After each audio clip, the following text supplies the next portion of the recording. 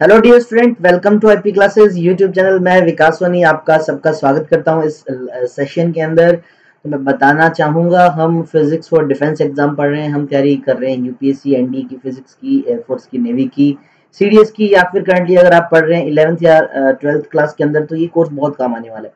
इससे पहले ऑलरेडी 12 या 13 पार्ट्स हम ऑलरेडी अपलोड कर चुके हैं, जिसमें यूनिट्स एंड मेजरमेंट कवर कर लिया था विद एमसीक्यू का शतक, यानी 100 क्वेश्चन हमने यूनिट्स एंड मेजरमेंट की भी प्रैक्टिस कर लिए थे। वेक्टर्स का कंसेप्ट स्टार्ट कर लिया था, उसके 2 पार्ट कर लिए। तो आज की वीडियो में वेक्टर को हम कंप्लीट कर लेंगे। तो जिसने पीछे वाली वीडियोस नहीं देखी, तो ऊपर कहीं पर भी आप स्क्रीन पे टच कीजिए, आपको ऊपर आई बटन दिख जाएगा, तो उस आई बटन पे जाकर आप पीछे वाली वीडियो को भी देख सकते हैं, पीछे वाले पार्ट्स को भी देख सकते हैं। तो चलिए जी, आज की वीडियो की बात करें तो हमने आज वीडियो के अंदर वेक्टर्स के बारे में पढ़ना है। क्या पढ़ना है हमने वेक्टर्स के बारे में, तो मैं आपको बता दूं। ओवरऑल हम पढ़ेंगे सबसे पहले कि जो वेक्टर क्वांटिटीज हैं उनको कैसे रिजोल्व किया जाता है, मतलब कि एक सिंगल वेक्टर को कैसे तोड़ा जाता है कंपोनेंट्स के अंदर। ठीक है, साथ ही साथ फिर उसके बाद सीखेंगे कि वेक्टर्स का मल्टीप्लिकेशन किस तरह से होता है, वेक्टर्स का डॉट प्रोडक्ट क्या चीज होती है, स्केलर प्रोडक्ट क्या चीज होती है। ये मेन थीम रहेंगी और बहुत कुछ प्रैक्टिकली जो हमारी लाइफ में होता है वो सीखने को मिलेगा इस टॉपिक से। तो आज की वीडियो बेहतरीन रहने वाली है, बहुत मजेदार रहने वाली है, इसको मिस नहीं करना, लास्ट तक देखना। और अगर आपको तब ये वीडियो पसंद है तो तब लाइक कर रहे बगैर मत जाना। तो चलिए जी, बात कर लें, वीडियो को करते हैं स्टार्ट। तो एक बार सब बच्चे कमेंट में बिल्कुल लिख देंगे लेट्स फायर वर्ड, क्योंकि मुझे इंतजार रहता है आपके लेट्स फायर वर्ड का। वीडियो के कमेंट में जो बच्चा लेट्स फायर लिखता है, इट मीन वो रेडी है क्लास के लिए, उसने क्लास को देखा है। तो चलिए जी, रेडी हो तो क्लास को करते हैं स्टार्ट। हमारा जो कंसेप्ट है that is resolution of vectors. Resolution of vector का मतलब क्या होता है, सबसे पहले इसको फिल करो।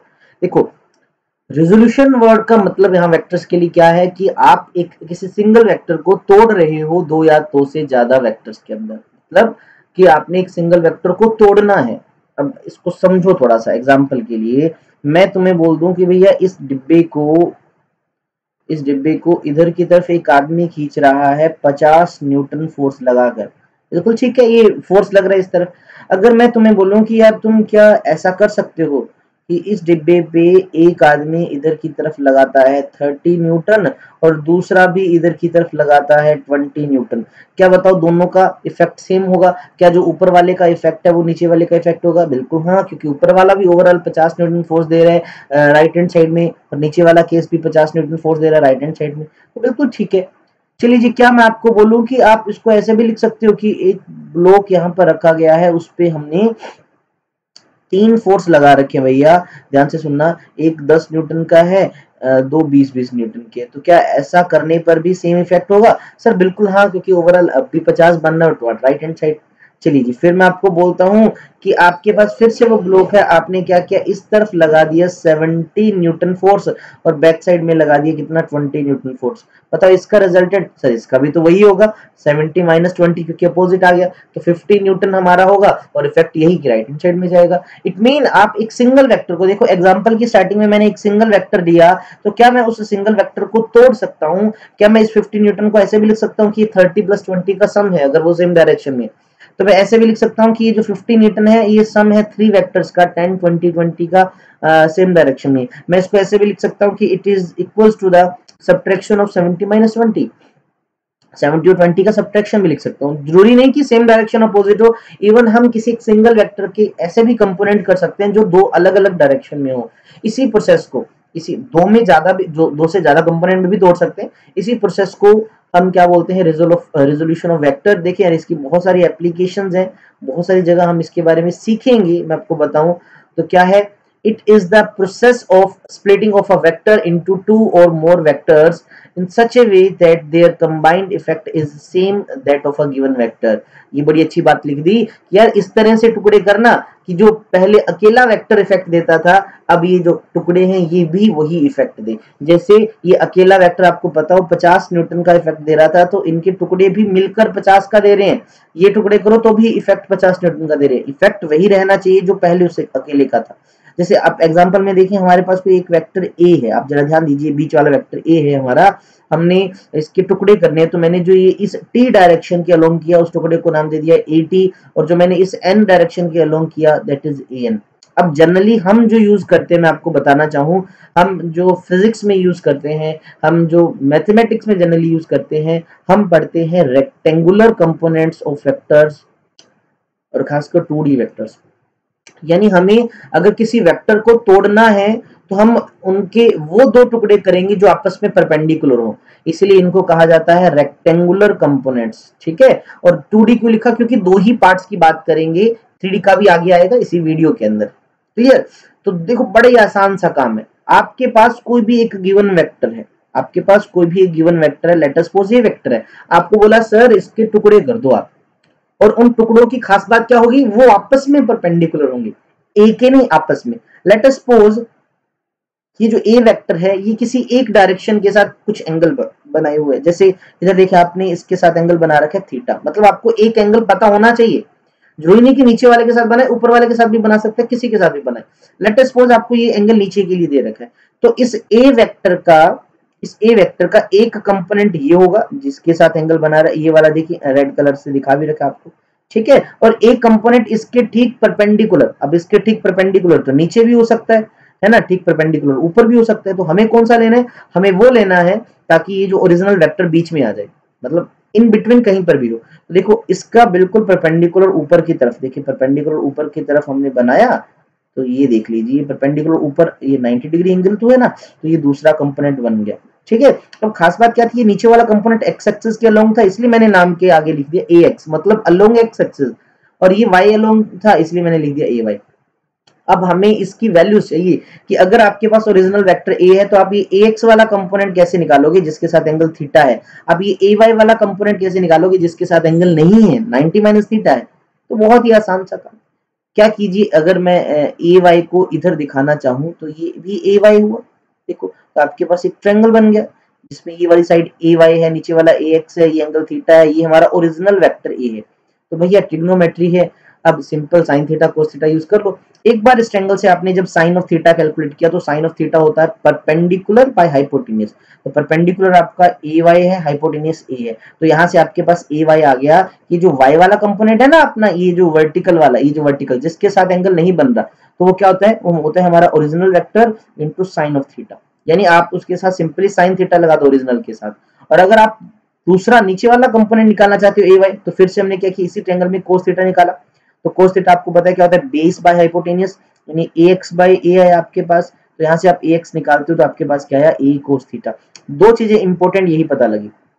और आपने क्या याद रखना है, ध्यान से सुना, आपने क्या याद रखना है, जिसके साथ, अभी एग्जांपल्स बहुत सारे होंगे यार, चिंता मत करो, जिसके साथ एंगल बन रहा हो वो कोस वाला कंपोनेंट, और जो दूसरा बचा साइन वाला कंपोनेंट। ठीक है, ये याद रखना, जिसके साथ एंगल वो कोस वाला कंपोनेंट, जिसके साथ नहीं तो वो साइन वाला कंपोनेंट।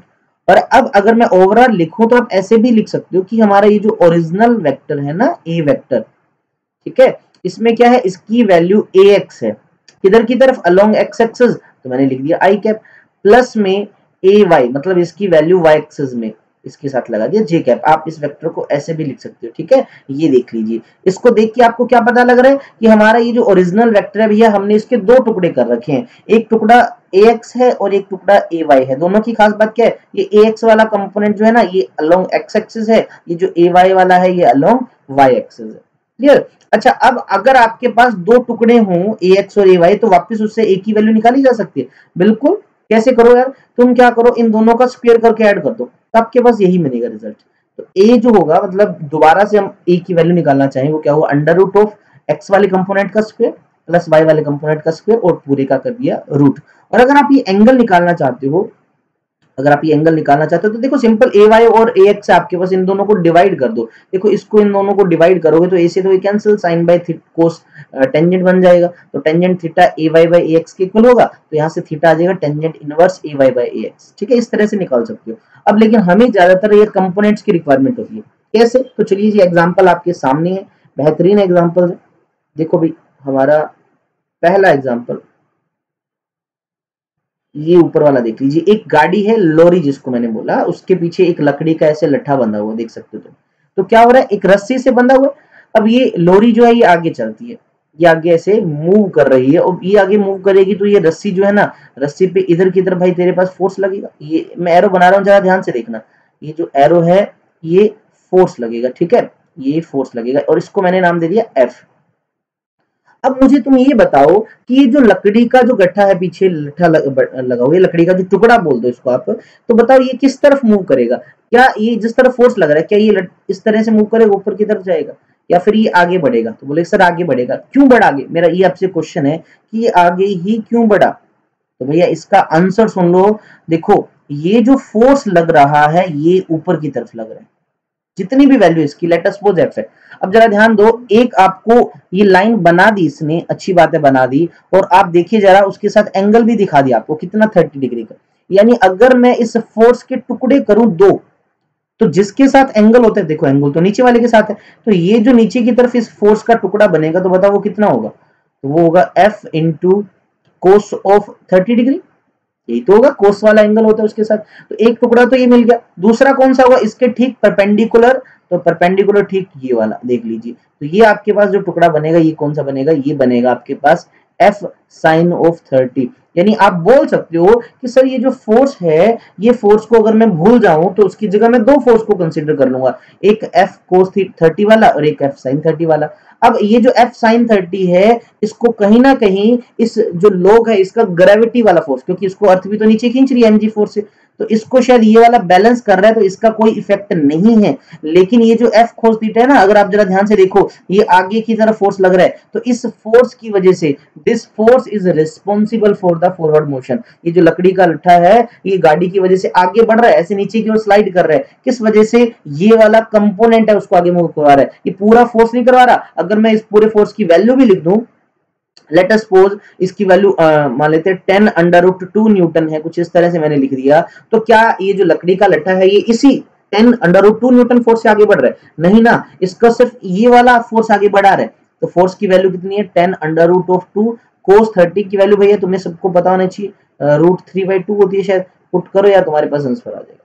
ठीक है ना, इस तरह से आप फोर्स निकाल सकते हो जो इसके लिए रिस्पॉन्सिबल है। एक एग्जांपल और देखो, ये एक लेडीज है, ऐसे एक ढलान पे अपनी गाड़ी को रोक दिया इसने, ब्रेक लगा दिया, फिर जैसे ही वो ब्रेक से पैर हटाएगी, इंजन बंद है, ब्रेक से पैर हटाएगी तो गाड़ी नीचे गिरेगी। कारण क्या? मतलब नीचे स्लाइड करेगी। रीजन क्या है इसका नीचे गिरने का?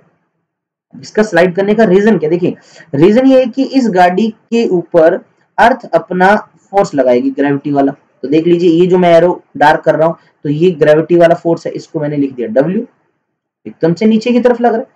अब मान लीजिए मैं ये एंगल थीटा बनाता हूं, इसने बना भी रखा है देखो थीटा एंगल, तो मैं इस W के वेट के, इस फोर्स के कंपोनेंट करता हूं।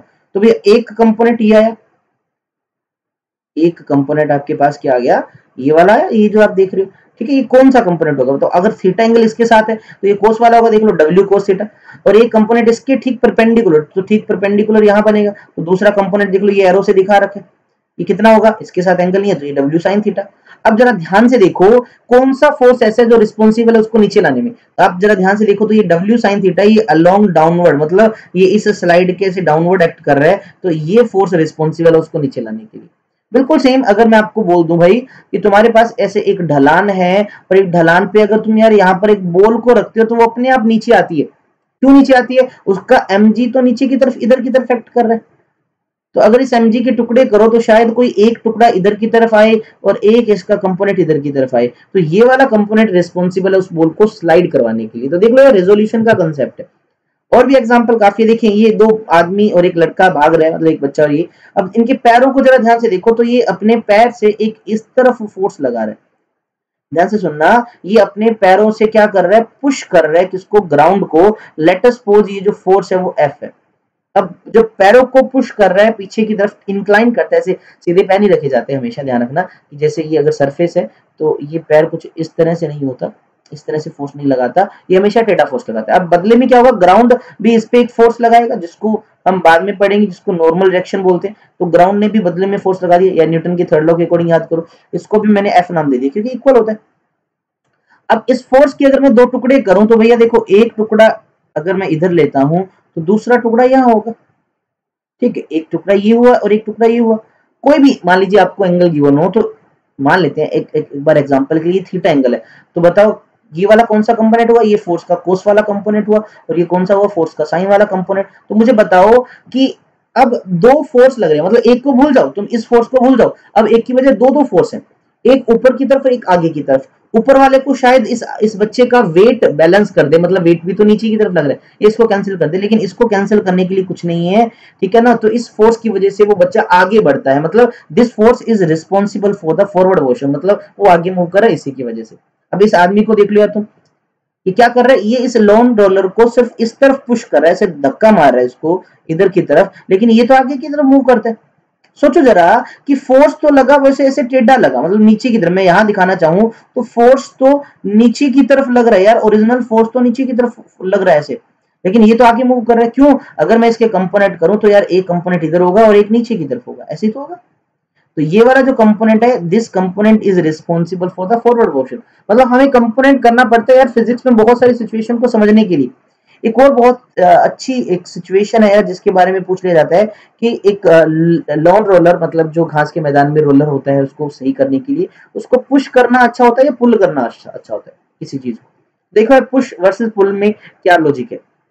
अब एक रोलर मान लीजिए गोल उसका हिस्सा दिखा रखा है, इसका भी अपना कुछ वेट है, वो नीचे की तरफ एक्ट कर रहा है, आप देख सकते हैं ऐसे डब्ल्यू लिखा हुआ है इस पे, ठीक है। ये दूसरा सिचुएशन, तब भी वेट तो नीचे एक्ट करेगा उसका डब्ल्यू।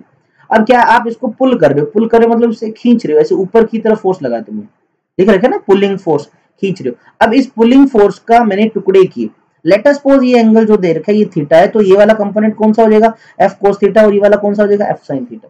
तो इस फोर्स की वजह से तो रोलर आगे बढ़ेगा, बिल्कुल ठीक है आगे बढ़ेगा। अब मुझे तुम एक चीज बताओ, पहले उसका वेट डब्ल्यू, पहले डब्ल्यू नीचे था और एफ साइन थीटा आपका ऊपर आया, लेट अस सपोज जो वेट था वो 50 न्यूटन था, ठीक है, और आपके इस एफ साइन थीटा की वैल्यू लेट अस सपोज मान लेते हैं 30 न्यूटन हो गई, तो 50 न्यूटन नीचे की तरफ था, अब 30 न्यूटन ऊपर आ गया, तो ओवरऑल जो वेट नीचे की तरफ महसूस होगा वो सिर्फ 20 न्यूटन होगा, यानी ओवरऑल इसका जो इफेक्टिव वेट है वो डिक्रीज हो जाएगा, W minus F sine theta, यानी 50 माइनस 30। और पुशिंग की केस में देखते हैं, लेट अस सपोज हम इसको कर रहे हैं पुश, मतलब दबा रहे हैं, ऐसे धक्का मार के लेके जा रहे हैं, तो पुश करने वाला फोर्स इधर ये बना, इसको मैं आगे बढ़ा देता हूँ। अब फिर से इसके कंपोनेंट की एक एफ कोस थीटा और एक एफ साइन थीटा आया, तो देखो एफ साइन थीटा अब डब्ल्यू की ही डायरेक्शन में आ गया। अगर ये फिर से 50 न्यूटन है और ये फिर से हमारा 30 न्यूटन है, तो यार दोनों सेम डायरेक्शन में, तो टोटल ओवरऑल जो वेट हो जाएगा इसका वो 80 न्यूटन हो जाएगा। मुझे बताओ इफेक्टिव वेट इसमें इंक्रीज हुआ, इफेक्टिव वेट इस केस में इंक्रीज हुआ पुशिंग वाले केस में, इसलिए इस पुशिंग वाले केस के अंदर हम जब उसको पुश कर रहे हैं थोड़ा मुश्किल होता है एज कम्पेयर टू पुलिंग, क्योंकि पुलिंग में इफेक्टिव वेट डिक्रीज हो जाता है और पुशिंग में बढ़ जाता है, इसलिए pulling is better than pushing. Clear? अच्छा जी, एक कंसेप्ट और देखो यार तुम, रेजोल्यूशन की सारे एग्जांपल है। एक बंदा क्या कर रहा है, फुटबॉल को किक कर रहा है, देखिए ऐसे यू वेलोसिटी से। मुझे बताओ ये जब किक करता है क्या फुटबॉल सिर्फ ऐसे सिर्फ इधर की तरफ ही जाती है? नहीं ना, वो आगे भी बढ़ रही है। देखो ये बॉल का मोशन एक्चुअल में ऐसा है, तो जरा सोचो ग्राउंड पे बॉल यहां पर थी और कुछ देर बाद वो यहां पहुंची, यानी इस बॉल का इधर की तरफ भी मूवमेंट हो रहा है। और मुझे बताओ क्या बॉल पहले ग्राउंड पे थी, अब थोड़ी ऊपर आ गई, अब ये और ऊपर चलेगी, यानी बॉल का ऊपर की तरफ भी मोशन हो रहा है। क्यों? क्योंकि अगर मैं इस वेलोसिटी के कंपोनेंट करूं, अगर ये थीटा एंगल है तो इधर वेलोसिटी का कंपोनेंट हो जाएगा यू, कौन सा, कोस ऑफ थीटा, क्योंकि कोस वाला लगाना है, और यहाँ पर क्या होगा यू साइन थीटा, यानी ये दो वेलोसिटी आ गई हमारे पास, तो ये रिस्पॉन्सिबल होगी उसको बॉल को आगे चलाने के लिए और ये रिस्पॉन्सिबल होगी बॉल को ऊपर उठाने के लिए।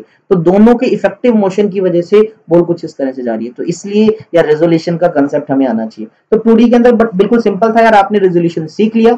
अब 3D के अंदर भी देख लेते हैं कि अगर आपके पास किसी वेक्टर को 3D के अंदर कंपोनेंट में तोड़ना हो, 3D मतलब एक्स वाई और जेड तीनों एक्सेस ले आए, तब क्या होगा, तो ध्यान दीजिए अगर आपके पास एक वेक्टर हमारा ए है, उसका अगर मैं एक्स एक्सिस की तरफ कंपोनेंट दिखाऊं तो उसको मैं ए एक्स बोलता हूं, y के अलोंग दिखाएं उसको ई वाई बोलेंगे, और z के अलोंग दिखाएं उसको ए जेड बोल देंगे, ठीक है, इस तरह से बोल देंगे। क्लियर? तो उसको रिप्रेजेंट कैसे करेंगे, डायरेक्ट याद रखें कि ए वेक्टर क्या है, एक्स वाला कंपोनेंट एक्स एक्सिस के अलोंग है तो आई कैप लगाएंगे, वाई वाला कंपोनेंट वाई के अलोंग है तो जे कैप लगाएंगे, प्लस जेड वाला कंपोनेंट अलोंग के कैप है तो के कैप लगा देंगे।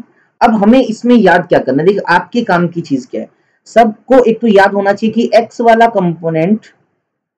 कंपोनेंट जो है ये वाला, ये एक्स एक्सिस के साथ एंगल कितना बना रहा है, ऐसा होगा क्या, नहीं ये तो एक्स के ऊपर ही तो होगा, ठीक है। याद क्या करना है, ध्यान से सुनना कि आपको कहा जाए कि ये जो ओरिजिनल वेक्टर है, ध्यान से सुनना, ओरिजिनल वेक्टर है ये, इसका कुछ एक्स के साथ भी एंगल होगा। जरा इस डायग्राम में देखो, ये ओरिजिनल वेक्टर है, ये हमारा एक्स एक्सिस है, तो देखो इसका एक्स एक्सिस के साथ कुछ एंगल दिख रहा है आपको, ये वाला, इसको मैंने अल्फा बोला। इस ए का वाई एक्सिस के साथ भी एंगल दिख रहा है, देखो ये वाला, इसको मैंने बोला बीटा, और इसी का आप देखिए जरा जेड के साथ भी आपको एंगल दिख रहा है ये वाला, इसको बोला गामा। तो ये तीनों एंगल आपको पता होना चाहिए कैसे निकाले जाते हैं, ठीक है। और ये तीनों कंपोनेंट भी कैसे निकालोगे, ध्यान से सुनना। तो अगर क्या देखो तुम, सिंपल याद रखो यार, ए एक्स वाला जो कंपोनेंट होता है वो किसके इक्वल होता है, a into cos of alpha. A x वाला कंपोनेंट क्या होगा, ए कोस ऑफ अल्फा, ठीक है। ए आपका ओरिजिनल वेक्टर का मैग्नीट्यूड, उसकी वैल्यू, कोस तो कोस ही होता है, और अल्फा कौन सा एंगल है, ध्यान देना, अल्फा एंगल है किसके बीच में, ए के बीच में और उसके एक्स वाले कंपोनेंट के बीच में, ठीक है। या फिर बोल दो ए के बीच में और एक्स एक्सिस के बीच का ये एंगल आपका, ठीक है भाई। अब इसी तरह से अगर आपको पूछ ले भी y वाला कंपोनेंट बताओ, तो बिल्कुल आसान है, y वाला कंपोनेंट किसके इक्वल होगा, a into cos of beta. z वाला क्या होगा, a into cos of gamma. यानी आपको सिर्फ क्या करना है, एंगल को चेंज करना है। जब x कंपोनेंट पूछा जाए तो यहाँ अल्फा आ जाएगा, आपको y कंपोनेंट पूछे तो यहाँ पर बीटा आ जाएगा, और अगर आपसे z कंपोनेंट पूछे तो गामा आ जाएगा आपके पास, ठीक है। तो और ओवरऑल मतलब मैग्नीट्यूड वापस से निकालना हो तो क्या करो, आप पहले वाले कंपोनेंट का स्क्वायर कर दो, किसी भी वेक्टर का। अभी आगे हम सीखेंगे भी इस चीज को यार, किसी भी वेक्टर का तुम्हें मैग्नीट्यूड निकालने तो क्या करो, उसके एक्स वाले कंपोनेंट का स्क्वायर कर दो, प्लस वाई वाले कंपोनेंट का स्क्वायर कर दो, प्लस जेड वाले कंपोनेंट का स्क्वायर कर दो, जोड़ के अंडर रूट कर दो। लेट अस सपोज तुम्हें मैंने ऐसे लिखा कि यार भैया एक फोर्स है, वो कुछ इस तरह से लग रहा है, 3 आई कैप प्लस में 4 जे कैप माइनस का के कैप न्यूटन, कुछ ऐसे लिखा है। तो इसका मतलब समझो, सबसे पहले इसका मतलब क्या है कि जो फोर्स है ना, इस फोर्स के 3 टुकड़े हैं आपके पास, एक एफ है, एक 3 है, एक 4 है, और एक यहाँ माइनस का 1 है। ये जो 3 वैल्यू है ये आपकी एक्स एक्सिस के अलोंग है, ये जो 4 वैल्यू है ये आपकी जी एक्सिस के अलोंग है, यानी वाई एक्सिस के अलोंग है, ये माइनस की 1 वैल्यू है वो की एक्सिस यानी आपकी जेड एक्सिस के अलोंग है, ठीक है। यानी इसके 3 टुकड़े हैं, 3D के अंदर टुकड़े कर रखे हैं। अगर मैं इस फोर्स का ओवरऑल मैग्नीट्यूड पूछूं तो क्या करोगे तुम, सिंपली क्या कर दोगे, अंडर रूट करोगे सबसे पहले, इस 3 का स्क्वायर करोगे, इस 3 का स्क्वायर करोगे, प्लस ये 4 जो आप इसका स्क्वायर कर दोगे, प्लस ये जो माइनस का 1 है, क्या आगे माइनस का 1 है ना, इसका स्क्वायर कर दोगे, तो आपके पास क्या आया, देखिए 9 प्लस 16 प्लस में 1 आ गया, तो ये ओवरऑल आपके पास रूट ऑफ 26 आ जाएगा। तो ये आपके पास फोर्स का मैग्नीट्यूड आ गया। तो इस तरह से निकाल सकते हो तुम मैग्नीट्यूड, ठीक है। और डायरेक्शंस निकालनी हो तो डायरेक्शन तो यार आपको पता है, कोस ऑफ अल्फा निकालना है तो ax by a, cos of beta निकालना है तो ay by a, cos of gamma निकालना है तो az बाय z, ठीक है। इस पे क्वेश्चंस भी प्रैक्टिस होंगी। कल की हमारी जो वीडियो होगी, कोशिश करेंगे कम से कम 40 से 50 क्वेश्चन कल की वीडियो में वेक्टर की हो। हालांकि 100 प्लस हमारे पास क्वेश्चन अवेलेबल है, कल की वीडियो में 50 करेंगे, और टाइम मिलता है तो आगे वाली वीडियो में भी 50 कंटिन्यू करेंगे, ठीक है। तो रिजोल्यूशन का कंसेप्ट आई थिंक तो समझ आ गया होगा। अब आगे एक और कंसेप्ट है, बेहतरीन कंसेप्ट, क्वेश्चन बनते हैं, मैं आपको बता दूं यार, इसलिए पढ़ाया जा रहा है, मैथमेटिक्स में भी काम आ जाएगा। ये हमारा टॉपिक है वेक्टर का मल्टीप्लिकेशन। देखिए हमने वेक्टर्स को ऐड करना सीखा, रिजल्टेंट निकालना सीखा, जिसमें ट्रायंगल लो था, हमारा पैरेललोग्राम लो था। जिसने नहीं देखा ऊपर आई बटन में वीडियो का देखा, डिस्क्रिप्शन, ठीक है ना, वीडियो का लिंक देखा। और इससे पीछे वाला जो पार्ट था उस पर करवाया था, जो हमारा 11 नंबर पार्ट और 12 नंबर पार्ट थे, उनके अंदर आप देख सकते हो, ठीक है भाई। चलिए वेक्टर मल्टीप्लिकेशन के अंदर बात करेंगे कि वेक्टर को मल्टीप्लाई कैसे करना है, यार गुना करना जिसको बोलते हैं।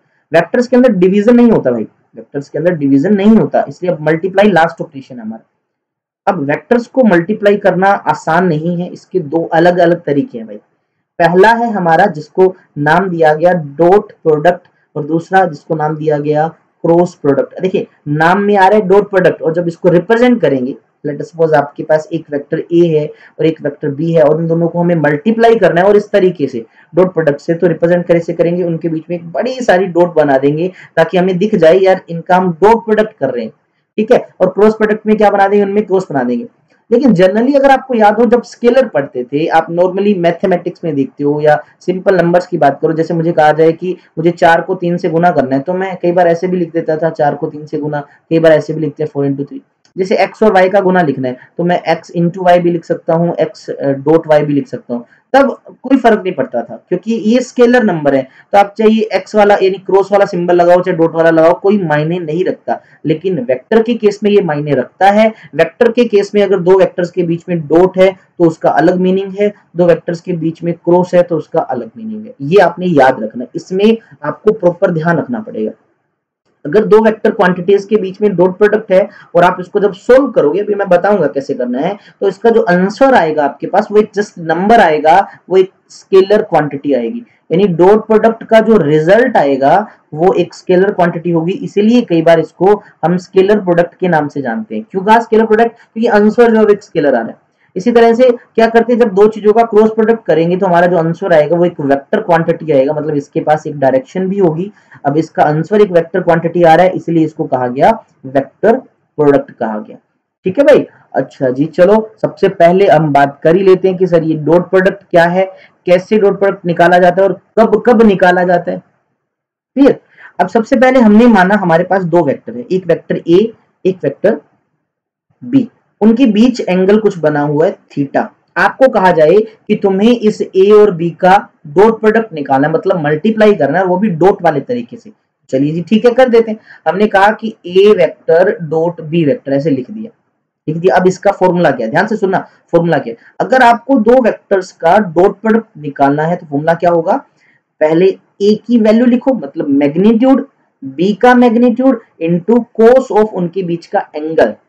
फिर से सुनना, एक वेक्टर ए है, एक वेक्टर बी है, इन दोनों का डॉट प्रोडक्ट किसके इक्वल होगा, ए का मैग्नीट्यूड बी का magnitude into cos of theta. Magnitude निकाला मैंने अभी जस्ट सिखाया पीछे कि किसी भी वेक्टर में कितने भी कंपोनेंट है, एक्स वाला, वाई वाला, जेड वाला, अगर एक्स वाला कंपोनेंट है उसका स्क्वायर किया, वाई वाला कंपोनेंट है उसका भी स्क्वायर किया, जेड वाला कंपोनेंट है उसका भी स्क्वायर किया, सबको ऐड करके अंडर रूट कर दिया, आप मैग्नीट्यूड निकाल सकते हैं। ऐसे बी का भी निकल जाएगा।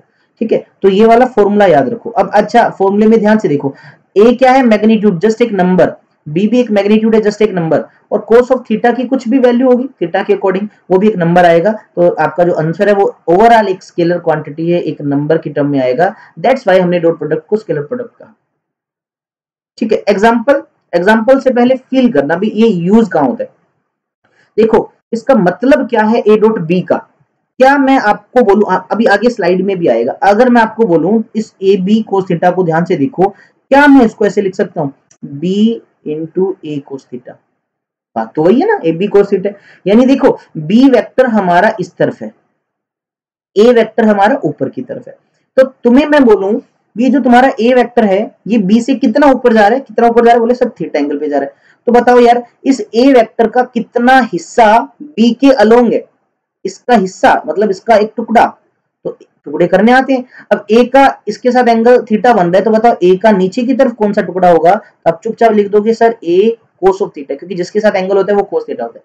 अब तुम मुझे बताओ कि ए कोस थीटा भी इधर है और बी भी इधर है, यानी दोनों सेम डायरेक्शन में। अब क्या करो, इस बी की वैल्यू और इस कंपोनेंट यानी ए कोस थीटा, इन दोनों को आपस में गुना कर दो। देख लो, बी को और मैंने ए कोस थीटा को गुना किया तो मेरे पास क्या आ गया, ए डॉट बी आया। यानी दो वेक्टर्स का डॉट प्रोडक्ट एक्चुअल में होता क्या, सुनना, दो वेक्टर्स का डॉट प्रोडक्ट एक्चुअल में क्या होता है, मल्टीप्लाई होता है। किसका, किसी एक वेक्टर की वैल्यू का दूसरे के कंपोनेंट के साथ, जो कि उसी की डायरेक्शन में। देखो बी के साथ हमने किसको मल्टीप्लाई किया, बी के साथ क्या मैंने ए साइन थीटा को मल्टीप्लाई किया, कंपोनेंट तो ये भी है। मैंने बी के साथ ए कोस थीटा को ही मल्टीप्लाई किया, क्योंकि ए कोस थीटा ही बी की बात को समझ सकता है, उसी के अलोंग है।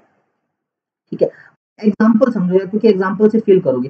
तुमने ना 9th क्लास में भी और 11th में तुमने आगे पढ़ना है वर्क डन का कंसेप्ट। तो देखो मैं तुम्हें वर्क डन समझाता हूँ होता क्या। एक यहाँ पर एक डिब्बा पड़ा है, ठीक है, इस डिब्बे पे भैया तुमने लगा रखा है इस तरह से फोर्स, और ये जो डिब्बा है फोर्स की वजह से कुछ यहाँ पर पहुंच जाता है, थोड़ी देर बाद यहाँ जाता है, यानी ये क्या चीज है, ये है डिस्प्लेसमेंट। ये क्या बेटा, डिस्प्लेसमेंट।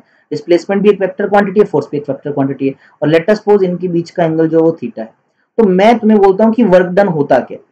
तो वर्क डन जो होता है ना, उसकी जो एक्चुअल डेफिनेशन पे मैं जाऊं तो एक्चुअल वर्क डन का मतलब पता है क्या होता है, work done is the product of, product बोले तो मल्टीप्लाई किसका, फोर्स और डिस्प्लेसमेंट का। लेकिन एक शर्त है कि फोर्स और डिस्प्लेसमेंट दोनों सेम डायरेक्शन में होनी चाहिए, फोर्स और डिस्प्लेसमेंट सेम डायरेक्शन में होनी चाहिए। सर डिस्प्लेसमेंट तो आगे की तरफ है लेकिन फोर्स तो ऊपर की तरफ है, तो क्या करूं, तो फोर्स के टुकड़े कर दो यार। तो ऊपर अगर ये जा रहा है, इसका एंगल थीटा है, तो बताओ फोर्स का ये नीचे की तरफ कौन सा कंपोनेंट होगा, तो तुम बोलोगे सर एंगल है तो ये बना एफ कोस थीटा। तो हमारे पास ये वाला जो फोर्स आया ना, ये इधर जा रहा है जिधर बॉडी मूव कर रही है, तो यानी अब एस और एफ कोस थीटा दोनों सेम डायरेक्शन में है, तो मैंने मल्टीप्लाई कर दिया किसको, एफ कोस थीटा को किसके साथ बेटा, एस के साथ, तो आपके पास बन गया एफ एस कोस थीटा। तो ये होता है एक्चुअल फॉर्मूला किसका, आपके वर्क डन का।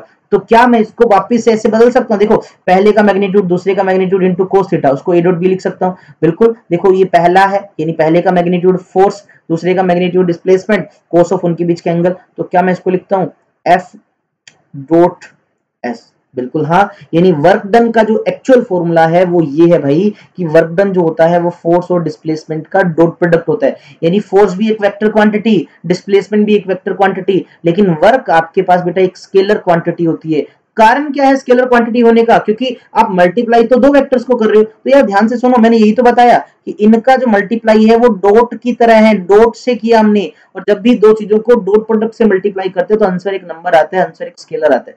स्केलर प्रोडक्ट ही तो है, इसलिए ये जो वर्क डन है एक स्केलर क्वांटिटी है। और इसको मोर एक्सपेंड फॉर्म में लिखे तो क्या होगा? F S cos theta. मैंने बता भी दिया कि कैसे होगा, ठीक है। यहाँ पर W वर्क डन है, F फोर्स है, S डिस्प्लेसमेंट है, कोस ऑफ एंगल थीटा। अच्छा एग्जांपल करते हैं, छोटा सा इसका एग्जांपल करते हैं।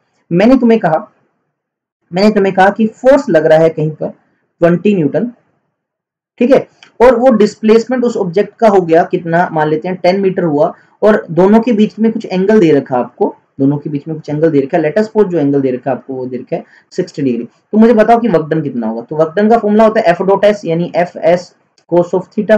तो लगा दिया, F की वैल्यू आपको 20 दे रखी है, S की 10 दे रखी है, कोस ऑफ एंगल 60 डिग्री दे रखे है। तो यार सब कुछ पुट कर सकते हो, 200 कोस 60 की वैल्यू शायद हाफ होता है ना, तो आपके पास क्या आ गया बेटा 100 जूल वर्क डन आ गया। देख लीजिए बड़ा आसान सा था, तो इसी तरह से करेंगे। अच्छा एक और तरीका भी बताऊंगा डॉट प्रोडक्ट निकालने का। ये जो फॉर्मूला है ये आपने कब लगाना है, मैं स्टार लगा रहा हूँ, अच्छे से दिमाग में बिठा लेना। ये फॉर्मूला कब लगाना है? व्हेन एंगल गिवन, जब आपको एंगल गिवन हो तो ये चुपचाप फॉर्मूला लगा लेना। लेकिन जब एंगल ना गिवन हो तब भी एक तरीका होगा, वो मैं आपको सिखाऊंगा थोड़ी देर में। लेकिन उससे पहले एक एग्जांपल और सुनो। क्या आपने पावर का नाम सुना है? तो सर सुना है हमने। तो जब आप फोर्स को कोई ऑब्जेक्ट मूव कर रहे हैं, आप उसके फोर्स को वेलोसिटी के साथ आप डॉट प्रोडक्ट कर दो तो वो उसकी पावर कहलाती है। ये मैकेनिकल पावर का फॉर्मूला होता है। देखो फोर्स एक वेक्टर क्वांटिटी, वेलोसिटी एक वेक्टर क्वांटिटी, लेकिन पावर एक स्केलर क्वांटिटी। कैसे आई ये स्केलर? क्योंकि F और V का डॉट प्रोडक्ट है। यानी इसको और लिखूं तो इसको लिखा जा सकता है F into V into cos theta. यानी अगर मैं इसके और डीप में जाऊं तो इसका मतलब क्या है? इस पावर का, पावर की एक्चुअल डेफिनेशन क्या हुई? पावर की एक्चुअल डेफिनेशन हुई कि फोर्स और वेलोसिटी को तुमने गुना करना है। बस ध्यान देना कि दोनों सेम डायरेक्शन में होने चाहिए। यानी बीच में डॉट आया ना, इसका मतलब दोनों सेम डायरेक्शन में, ठीक है। अच्छा इसी तरह से एक कंसेप्ट जो तुम +2 क्लास में सीखोगे बड़े अच्छे से, ठीक है, इलेक्ट्रिक फ्लक्स का। क्या पढ़ोगे बेटा? इलेक्ट्रिक फ्लक्स का। अब देखिए आप एक प्लेट को देख पा रहे हो, है ना, एक प्लेट को देख पा रहे हो। अच्छा एक प्लेट का कुछ एरिया है, तो इसकी जो डायरेक्शन होती है ना एरिया की, वो हम मानते हैं उसके परपेंडिकुलर। तो मैंने ना ये लाइन बनाई, जरा आप ध्यान से देखो, ये वाली लाइन, ये डायरेक्शन है किसका बेटा? इसके एरिया का। मतलब ये जो प्लेट है ना इसका एरिया, देखिए मेरे आपको देखिए प्लेट का एरिया है, इसकी डायरेक्शन है। और तुम्हें मैंने कहा कि इस प्लेट में कुछ इलेक्ट्रिक फील्ड पास हो रहा है कुछ इस तरह से। आप जरा एरोज को देखो, यानी ये जो ई दिखा रखा है ये इलेक्ट्रिक फील्ड का डायरेक्शन है। और बताओ ये इलेक्ट्रिक फील्ड क्या एरिया जिधर है उसी तरफ जा रहा है? नहीं, तो एरिया ऊपर जा रहा है और इलेक्ट्रिक फील्ड इधर जा रहा है। इनके बीच में एंगल आप देख पा रहे हो थीटा। तो एक फैक्टर तुम पढ़ोगे, अब आगे आएगा +2 में, इलेक्ट्रिक फ्लक्स नाम से। इलेक्ट्रिक फ्लक्स का मतलब होता है कितनी इलेक्ट्रिक फील्ड किसी एरिया के अलोंग जा रही है, किसी एरिया के परपेंडिकुलर जा रही है, मतलब इस ए के अलोंग जा रही है। सिंपल भाषा में बोलो, कितना इलेक्ट्रिक फील्ड ए के ही अलोंग जा रहा है। इलेक्ट्रिक फील्ड तो सर थीटा एंगल पे, तो क्या करना पड़ेगा? तुम्हें इसका कंपोनेंट करना पड़ेगा। थीटा है ना, तो इसका कंपोनेंट किया तो ऊपर क्या आ जाएगा? ई कोस थीटा। यानी ई कोस थीटा वाला इलेक्ट्रिक फील्ड ए की अलोंग है, जिधर आपने ए बनाया उसी की तरफ है। दोनों को मल्टीप्लाई कर दो, तो ई कोस थीटा और ए को मल्टीप्लाई किया, तो इनको मल्टीप्लाई किया तो यह है ई ए कोस थीटा। और इसको मैं लिखूं, आप इसको ऐसे भी लिख सकते हो, E vector dot A vector, क्योंकि याद हो आपको दो वेक्टर, आपको देखो ई ए और उनके बीच का एंगल भी है, तो आप इसको ई डॉट ए लिख सकते हो। यानी ये जो है ना एक्चुअल में ई डॉट ए है, और इसको क्या नाम दिया जाता है? Electric flux. ये +2 में पढ़ाया जाएगा। इलेक्ट्रिक फ्लक्स क्या होता है? इलेक्ट्रिक फील्ड और एरिया का डॉट प्रोडक्ट। ऐसे ही मैग्नेटिक फील्ड भी तुम्हें पढ़ाया जाएगा। क्या होगा? मैग्नेटिक फ्लक्स भी पढ़ाया जाएगा, मैग्नेटिक फील्ड और एरिया का डॉट प्रोडक्ट। तो मैं समझाना क्या चाह रहा हूँ इन एग्जांपल्स में, बताना क्या चाह रहा हूँ कि डॉट प्रोडक्ट कब कब आएंगे, डॉट प्रोडक्ट के दर्शन कब कब होंगे? जब किसी एक चीज की वैल्यू दूसरे के अलोंग देखनी हो, तब आपके पास क्या आएंगे? डॉट प्रोडक्ट का कंसेप्ट आएगा। मेरी बात को फील कर पा रहे हो? तब तक डॉट प्रोडक्ट का कंसेप्ट आएगा। चलिए जी, अब डॉट प्रोडक्ट का मीनिंग तो मैंने बता दिया कि डॉट प्रोडक्ट का एक्चुअल मीनिंग क्या होता है? प्रोडक्ट, गुना करना। किसकी गुना करना? किसी एक का मैग्नीट्यूड और दूसरे का कंपोनेंट उसके अलोंग। यही तो था, एक का मैग्नीट्यूड और दूसरे का कंपोनेंट। जरा आप इस फॉर्मूले पे ध्यान से देखो, ए डॉट बी का फॉर्मूला आपके पास क्या है? ए बी कोस थीटा है। क्या मैं इसको लिख सकता हूं? देखिए A multiply B cos theta या फिर B multiply by A cos theta. कुछ भी लिख सकते हो। अगर मैं इस चीज को ध्यान से देखो तो क्या है, ए वेक्टर एज इट इज है और बी का हमने कंपोनेंट ले रखे हैं, और इसको देखें बी एज इट इज है, ए का कंपोनेंट ले रखे हैं। मतलब किसी एक वेक्टर के एज इट इज रखो एक वेक्टर को, और दूसरे का कंपोनेंट ले लो और आपस में कर दो मल्टीप्लाई, यही तो होता है डॉट प्रोडक्ट। अब इन डॉट प्रोडक्ट की कुछ प्रॉपर्टीज होती है जो बड़े अच्छे से पता होना चाहिए। सबसे पहली प्रॉपर्टी, ये एक डॉट प्रोडक्ट जो है या स्केलर प्रोडक्ट, ये कम्यूटेटिव नेचर है। कम्यूटेटिव नेचर मतलब ए का बी के साथ डॉट करो या बी का ए के साथ डॉट करो, कोई फर्क नहीं है बेटा, दोनों से आंसर सेम आना है। ये बड़ा अच्छा रिजल्ट है, आपको डायरेक्ट याद होना चाहिए। ए डॉट बी हो या बी डॉट ए हो, दोनों बराबर होते हैं क्योंकि नंबर ही तो आना है, ठीक है।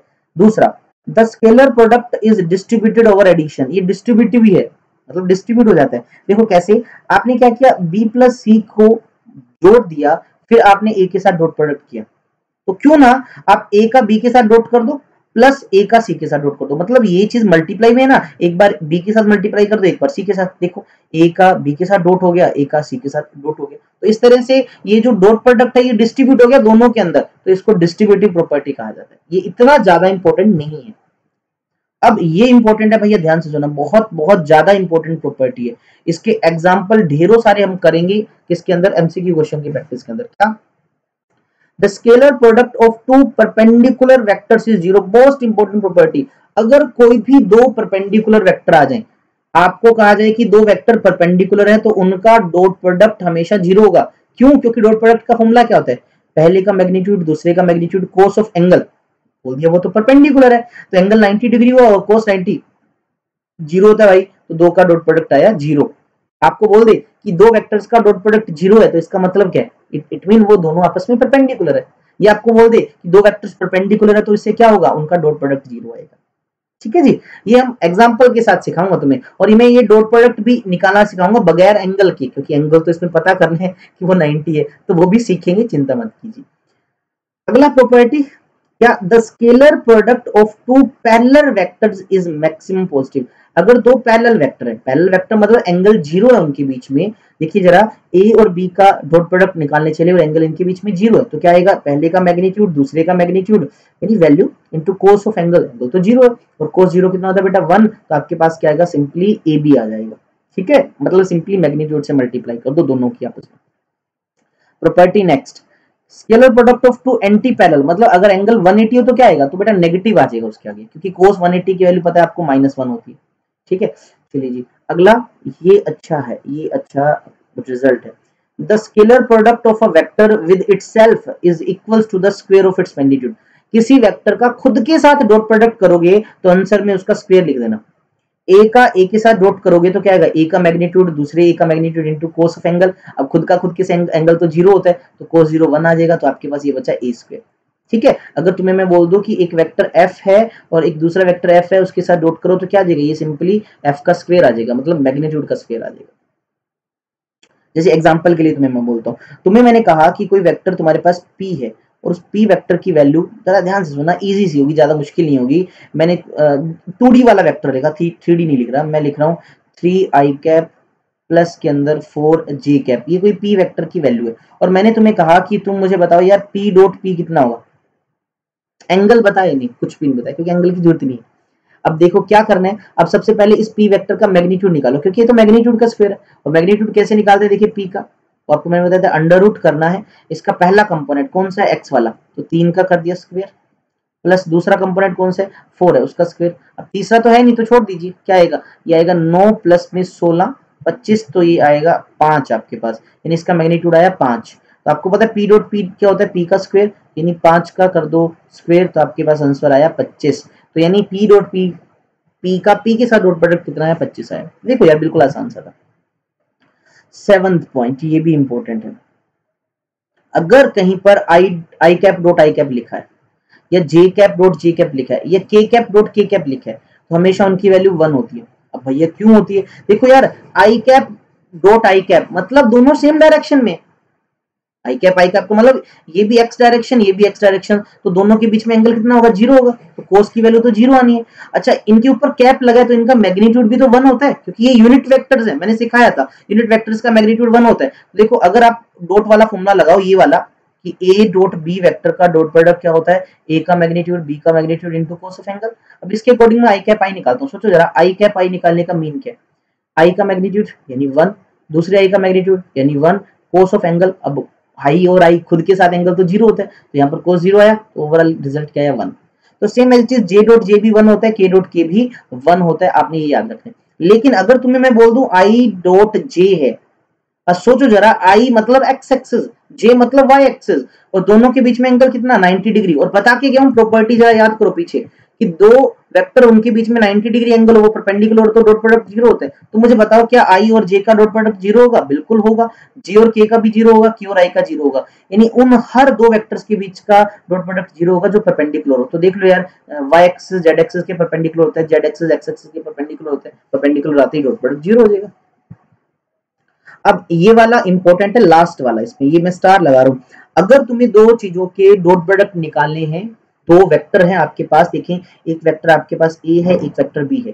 वेक्टर ए को मैंने क्या लिखा, ए x along I cap plus a Y along J cap plus a Z along के कैप, मैंने यानी 3D के अंदर लिखा, यानी उसकी तीनों एक्सिस के अंदर वैल्यू दे रखी है। इसी तरह से आपके पास एक वेक्टर बी भी है, उसकी भी वैल्यूज दे रखी है, देखिए b x i cap b plus b y j cap plus b z के कैप। इसका मतलब क्या है, ये वैल्यू एक्स एक्सिस के लोगे, ये वाई के लोगे, ये जेड के लोगे, किसकी बी की। अब तुम्हें कहा गया कि यार तुम्हें इन दोनों का डॉट प्रोडक्ट निकालना है और एंगल नहीं दे रखा, तो विदाउट एंगल डॉट प्रोडक्ट निकालने का डायरेक्ट फॉर्मूला क्या है, बिल्कुल आसान सा फॉर्मूला कि इसके एक्स वाले कंपोनेंट को इसके एक्स वाले कंपोनेंट के साथ गुना कर दो, इसके वाई वाले कंपोनेंट को इसको वाई के साथ मल्टीप्लाई करो, इसके जेड वाले को इसके जेड के साथ मल्टीप्लाई करो और सबको ऐड कर दो। देख लो यार, ये बड़ा सिंपल सा फॉर्मूला कि a x into b x plus a y into b y plus a z into b z, बिल्कुल सिंपल। एग्जाम्पल से देखो, एग्जाम्पल से भाई, एग्जाम्पल से।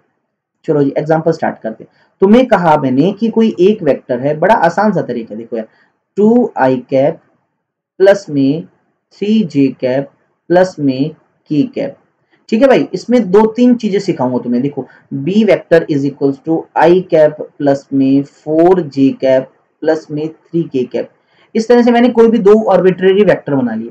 अब क्या क्या चीजें इससे निकाल सकते हैं, अब देखिए सबसे पहले अगर तुम्हें डॉट प्रोडक्ट निकालना है इनका, और देखिए एंगल नहीं दे रखा, तो a डॉट बी किसके बराबर होगा, ध्यान से देखना। इसका x वाला कंपोनेंट मतलब i वाले के साथ क्या दिख रहा है आपको, तुम्हें i वाले के साथ 2 दिख रहे हैं, और इधर i वाले के साथ कुछ नहीं है, तो मैं 1 लगा दूं, तो इस 2 को 1 से मल्टीप्लाई कर दो भैया, 2 को मैंने 1 से मल्टीप्लाई किया। अब इस j के आगे 3 दिख रहा है, उस j के आगे 4 दिख रहा है, तो यार इस 3 को 4 से गुना कर दो। k के साथ आगे कुछ नहीं है, तो 1, k के साथ 3 है, तो यानी 1 को तुम्हें 3 के साथ मल्टीप्लाई करना है, और सबको क्या कर दो यार, जोड़ दो इसको। आंसर क्या है, 2 प्लस में 12 प्लस में 3, तो आपके पास बेटा कितना है 17। तो यार ये आंसर आ गया तुम्हारा, ये तुम्हारा आंसर आ गया कि इन दोनों का डॉट प्रोडक्ट 17 है, एक नंबर आया, देख लो स्केलर है, तो कोई मुश्किल चीज थी नहीं, मुश्किल तो था ही नहीं, सिर्फ कंपोनेंट को मल्टीप्लाई करना है, तुम डॉट प्रोडक्ट निकाल सकते हो। अच्छा अब एक और चीज सीखो, अब तुम्हें मैं बोल दूं क्या तुम इन दोनों के बीच का एंगल बता सकते हो, इनके बीच का एंगल, तो सर हम वो भी निकाल सकते हैं। कैसे निकाल सकते हैं, देखो आपको पता है a डॉट बी का एक और फॉर्मूला होता है a into B into cos of theta. तो यहां से अगर आपसे पूछूं कोस ऑफ थीटा क्या होगा, तो तुम बोलोगे sir a dot B divide by a into B, है ना, ये फॉर्मूला बन गया कोस थीटा निकालने का, क्योंकि एंगल तो इसके अंदर आते हैं। तो चलिए a डॉट बी तो आपको पता है 17 होता है, a डॉट बी तो भी अभी निकाला 17, तो क्या अगर मैं a की वैल्यू निकालूं और b की वैल्यू निकालूं तो काम चल जाएगा, बिल्कुल हाँ, a की निकालो। अब a की निकालने का मतलब a का मैग्नीट्यूड, सिर्फ a का, देखो a का मैग्नीट्यूड क्या आएगा, अंडर रूट, यहाँ पर 2 है इसका कर दिया स्क्वायर, प्लस उसका y वाला कंपोनेंट कौन सा 3, इसका किया स्क्वायर, प्लस में 1 का स्क्वायर, कितना है आपके पास, ये आएगा 4 प्लस 9 प्लस 1, मतलब ये आपके पास कितना आ जाएगा, 14 आ जाएगा ना, रूट 14 के अंदर आ जाएगा, शायद इतना ही आएगा, 4 प्लस 9, हाँ ठीक है। अब b का मैग्नीट्यूड निकालता हूँ, तो b का भैया मैग्नीट्यूड आपके पास क्या, देखो 1 का स्क्वायर प्लस 4 का स्क्वायर प्लस 3 का स्क्वायर, कितना है आपके पास 16 प्लस 9 और 1, यानी आपके पास ये रूट 26 आया। तो अब आपके पास क्या आया, cos of theta is equal to a dot B जो कि 17 है, divide by root of 14 into root of 26। This is your answer, मतलब आपको आगे ज्यादा सोल्व करने की जरूरत नहीं। और आपके अगर एग्जाम में आता है तो आपके पास ये जो नंबर है ना, ये बड़ा सिंपल सा बनेगा, कोई ऐसा दिया जाएगा जैसे हाफ बन गया, जैसे 1 बन गया, 1 बाय रूट 2 बन गया, रूट 3 बाय 2 बन गया, ताकि आप थीटा की वैल्यू आसानी से बता सको आपकी इस तरह से बनेगा, ठीक है। क्या याद रखना, अब मैं आपको बता दूं कि डॉट प्रोडक्ट के कंसेप्ट से रिलेटेड क्वेश्चन क्या बन सकते हैं। देखो सबसे पहले आपको क्या होगा, दो वेक्टर दे दिए जाएंगे, ए वेक्टर भी दे देगा और बी वेक्टर भी दे देगा। आपसे क्या पूछ सकता है, आपसे पूछ सकता है भैया इन दोनों का डॉट प्रोडक्ट बताओ कितना है। दूसरा आपसे पूछ सकता है भी इनके बीच का जो एंगल है ना थीटा, ये कितना है। तीसरा आपको ये भी बोल सकता है कि अब चेक करो कहीं इनके बीच का एंगल 90 डिग्री तो नहीं है, ये परपेंडिकुलर तो नहीं है। इसको चेक करने का बड़ा आसान सा तरीका, डॉट प्रोडक्ट 0 आ गया तो 90 डिग्री है, डॉट प्रोडक्ट 0 आ गया तो 90 डिग्री है। लेट अस सपोज मैंने वेक्टर लिखा i cap plus 3 j cap plus में k कैप, ठीक है। मैंने p वेक्टर लिखा 2 माइनस का 2 i कैप प्लस पे 1 j कैप, ठीक है, माइनस का k कैप। और मैंने तुम्हें कहा, सिंपली ये कहा कि बताओ इन दोनों के बीच में एंगल कितने हैं, थीटा, इनके बीच में एंगल कितने। तो जरा ध्यान से देखो, अगर ये दोनों सेम होते, अगर ये सेम होते तो इनके बीच का एंगल 0 होता, सेम तो दिख नहीं रही है ना। अब 90 वाली कोशिश करो, सबसे पहले देखो a डॉट b निकालने की कोशिश करो तुम। तो a डॉट b मैंने निकाला, तो a डॉट d कैसे निकलोगे, इधर कुछ नहीं है तो मतलब 1 लगाऊं, तो 1 मल्टीप्लाई माइनस का 2 आया, 3 मल्टीप्लाई 1 प्लस का 3 आया, 1 मल्टीप्लाई 1 माइनस का 1 आया। तो बताओ कितना आया, माइनस का 3 प्लस का 3, 0 आया। क्या पता लगा, दो वेक्टर्स के बीच का डॉट प्रोडक्ट 0 आ गया। और आपको यार सिखाया है कि डॉट प्रोडक्ट 0 आते ही इसका मतलब वो आपस में क्या है, परपेंडिकुलर, मतलब 90 डिग्री का एंगल। देखो कितना आसान, डॉट प्रोडक्ट को 0 करो, चेक कर लो 0 आ गया तो 90 डिग्री का एंगल। अच्छा एक क्वेश्चन और इस तरह से कभी कभी बन जाता है, तो मैं क्या करती, इनमें से कोई मिसिंग चीज दे दे। मान लीजिए यहाँ पर लिख दिया बेटा x लिख दिया, यहाँ पर क्या लिख, यहाँ नहीं, चलो मैं यहाँ लिखता हूँ, मैंने यहाँ लिखा x, ठीक है, 3 की जगह x लिख दिया। मैंने तुमसे पूछा कि तुम ये बताओ इस x की क्या वैल्यू हो, ये दोनों आपस में परपेंडिकुलर हो, इस x की क्या वैल्यू क्या आपस में परपेंडिकुलर हो। तो बिल्कुल आसान, तो अगर ये परपेंडिकुलर तो डॉट प्रोडक्ट 0 आना चाहिए, मतलब 1 मल्टीप्लाई माइनस का 2 माइनस 2 आ गया, x मल्टीप्लाई 1 प्लस का x, 1 मल्टीप्लाई माइनस 1 माइनस 1, तो यह है dot product, this must be equal to 0। अगर ये परपेंडिकुलर है 0 के साथ इक्वेट कर दो, तो माइनस का 3 plus x is equal to 0, तो x आपके पास क्या जाएगा बेटा, प्लस का 3 आ गया। इस तरह से x की वैल्यूज भी आप कैलकुलेट कर सकते हो। तो इन तरह के क्वेश्चन बन जाते हैं भैया डॉट प्रोडक्ट के, आपने ध्यान रखना, ठीक है। इस तरह के क्वेश्चंस बनते हैं किस पे, डॉट प्रोडक्ट पे बन जाते हैं। आपको याद रखना है इसको बड़े अच्छे से, कि आपको एंगल भी पूछा जा सकता है, आपको डॉट प्रोडक्ट भी पूछा जा सकता है इस तरह से, ठीक है जी। उसके बाद है हमारा अगला concept, that is cross product. भी क्रॉस प्रोडक्ट जिसका दूसरा नाम होता है वेक्टर प्रोडक्ट। नाम क्रॉस क्यों दिया, क्योंकि बीच में क्रॉस लगाना है। नाम वेक्टर प्रोडक्ट क्यों दिया, क्योंकि इसका जो आंसर आएगा वो एक वेक्टर क्वांटिटी आएगा, देखिए उसके पास एक डायरेक्शन भी होगी, इसलिए इसको क्रॉस प्रोडक्ट बोलते हैं या वेक्टर प्रोडक्ट बोल देते हैं।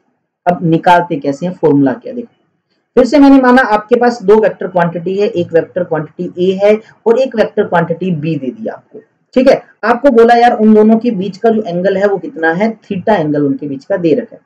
और आपको कहा कि यार इन दोनों का तुमने क्रॉस प्रोडक्ट निकालना है, ए क्रॉस बी निकालना है। तो कैसे निकालोगे, तो दो वेक्टर्स का क्रॉस प्रोडक्ट मतलब ए क्रॉस बी किसके इक्वल होता है, देखिए ध्यान से सुनना। पहले का मैग्नीट्यूड यानी ए का मैग्नीट्यूड, दूसरे का मैग्नीट्यूड यानी बी का, इनटू पीछे वाले में क्या था, डॉट प्रोडक्ट में कोस थीटा था, यहाँ क्या लगाना है, साइन थीटा। और साथ में एक और चीज आ गई, एक डायरेक्शन, सिर्फ डायरेक्शन है, कोई वैल्यू नहीं है इसकी, एक डायरेक्शन, किधर किधर की डायरेक्शन, इन दोनों के परपेंडिकुलर, इन दोनों के परपेंडिकुलर। फिर से ध्यान से सुनना, दो वेक्टर का क्रॉस प्रोडक्ट कर रहे हो, एक वेक्टर ए एक वेक्टर बी और उनका कर रहे हो क्रॉस, तो क्या आएगा, पहला वेक्टर उसकी वैल्यू, दूसरा वेक्टर उसकी वैल्यू, साइन ऑफ उनके बीच का एंगल और साथ में एक डायरेक्शन। और इस डायरेक्शन की खास बात क्या है, ये जो डायरेक्शन है ना ये परपेंडिकुलर है टू बोथ इसके, ए के भी और बी के भी। मान लीजिए एग्जांपल के तौर पे मेरा जो ए वेक्टर है वो अगर एक्स एक्सिस के अलोंग है, मेरा जो बी वेक्टर है वो वाई एक्सिस के अलोंग है, तो पता है आपको ए क्रॉस बी किधर मिलेगा, वो जेड एक्सिस पे मिलेगा। यानी इन दोनों का जो क्रॉस प्रोडक्ट है ना उसकी डायरेक्शन क्या है, ये एन कैप है, और ये एन कैप किधर है, ये परपेंडिकुलर है ए एंड बी के। फिर से सुनना, अगर मैं तुम्हें बोल दूं कि एक वेक्टर अलोंग वाई एक्सिस है, एक वेक्टर अलोंग जेड एक्सिस है और तुम उनका क्रॉस प्रोडक्ट कर रहे हो, तो मुझे बता सकते हो डायरेक्शन किधर होगी, तो डायरेक्शन होगी इन दोनों के परपेंडिकुलर। अब y और z के परपेंडिकुलर कौन है, वो तो x एक्सिस है, तो पक्की बात है कि इन दोनों का क्रॉस प्रोडक्ट आपको x एक्सिस पे मिलेगा। और x एक्सिस पे भी कहां, ऊपर की तरफ या नीचे की तरफ, तो भैया उसके लिए हमारे पास एक रूल है डायरेक्शन ऑफ रिजल्टेंट दिखाने के लिए, आप देख सकते हैं राइट हैंड थंब रूल। क्या करना है आपको, देखो आपको ए क्रॉस बी करना है, मतलब ए आगे लिखा हुआ, ध्यान देना यहां बड़ी इंपॉर्टेंस है, ए आगे है पीछे। डॉट प्रोडक्ट में ऐसा नहीं था, क्योंकि डॉट प्रोडक्ट में मैंने तुम्हें सिखाया था कि ए डॉट बी और बी डॉट ए बराबर ही होता है, लेकिन यहां पर ऐसा नहीं होगा, ए क्रॉस बी अलग होगा, बी क्रॉस ए अलग होगा। अगर ए क्रॉस बी लिखा है तो आप देखिए ए आगे लिखा है ना, तो क्या कीजिए आप अपने राइट हैंड को ऐसे खोलें और ये वाला जो हिस्सा है इसको ए पे रखिए। जरा ध्यान से देखिए, अगर आप अपने हाथ की उंगलियां जो है, मैं यहाँ बना रहा हूँ, हाथ की उंगलियां कुछ इस तरह से है, ये आपका अंगूठा है इस तरह से, आपने क्या किया ऐसे ए पे रखना है सबसे पहले। फिर क्या करो, आप चेक करो क्या आपकी उंगलियां घूम के बी तक आ रही है, यानी ये जैसे हाथ है ये उंगलियां घूम के बी तक जा रही हैं। अगर बिल्कुल ऐसा होता है, बी तरफ जा रही है, तो आपका अंगूठा कहाँ जा रहा है, ऊपर की तरफ। तो आपका ये जो अंगूठा है ये इंडिकेट करेगा इनका रिजल्टेंट, रिजल्टेंट बोले तो इन दोनों का जो क्रॉस प्रोडक्ट है ना उसकी डायरेक्शन अपवर्ड आएगी। ठीक है, अब बाई चांस मान लो, बाई चांस मान लो मैं तुम्हें बोलता कि ये यार तुम्हारा ए वेक्टर इधर है, ये बी वेक्टर ऐसे दिया होता, ठीक है, ऊपर की तरफ ऐसे बना होता, तो अब ये रूल लगाते, तुम ए पे हाथ रखते, अब बी की तरफ उल्टा तो घुमाना नहीं है, तो क्या करो इस तरह से हाथ को रखो, ए को ए इस तरफ, ये वाला हिस्सा ए पे रखो, बी की तरफ घुमा के लेके जाओ, यानी आपने उंगलियों को हमेशा एंगल के अंदर से लेके जाना है। यानी इस बार अगर क्या करता हूं मैं, अंगूठा ऐसे नीचे रख लेता हूं भाई, उंगलियां मैंने ऐसे किया, ठीक है, अब उंगलियां घूम के उधर जा सकती है, बिल्कुल उधर जा सकती है घूम के, तो अंगूठा मेरा इस बार नीचे है, तो यानी इन दोनों का ए और बी का जो रिजल्टेंट है, इनका जो क्रॉस प्रोडक्ट है वो कहाँ होगा, नीचे की तरफ होगा, डाउनवर्ड। तो इस तरह से आप राइट हैंड थंब रूल से बता सकते हो। हमेशा ध्यान देना, आपने हाथ को, हाथ के देखिए कौन से हिस्से को, किधर गया मार्कर, हाँ, हाथ का ये जो नीचे वाला कलाई वाला हिस्सा या फिर ये ऊपर वाला हिस्सा, इनको हमेशा किस पे रखना है, पहले इसको रखा करो हमेशा, अगर ये नहीं रखा जा रहा, उंगलियां सही नहीं घूमने, तो इसको रखना होता है। ठीक है, आपने इनको किस पे रखना है, हमेशा उस वेक्टर पे जो आगे दे रखे हैं, आगे इसमें कौन सा था, ए। क्लियर। अच्छा मैं तुम्हें इसी इसी डायग्राम के अंदर पूछूं कि बताओ बी क्रॉस ए की डायरेक्शन किधर होगी, बी क्रॉस ए की, तो पहले आपने हाथ को बी पे रखना है, अब उल्टा तो घूम नहीं सकता, तो मुझे ऐसे नीचे करना पड़ेगा, तो बी क्रॉस, यानी ये जो सी है ना, ये तो ए क्रॉस बी की डायरेक्शन थी, बी क्रॉस ए की पता है कहाँ होगी, बी क्रॉस ए की नीचे की तरफ होगी, मतलब ए क्रॉस बी और बी क्रॉस ए में फर्क है, ए क्रॉस बी में और बी क्रॉस ए में फर्क है, ए क्रॉस बी का मतलब ऊपर की तरफ होना और बी क्रॉस ए का मतलब नीचे की तरफ होना। ठीक है, एग्जांपल्स देखो, पढ़ाऊंगा तुम्हें ये एग्जांपल, ऐसे नहीं कि यही यही लिखे।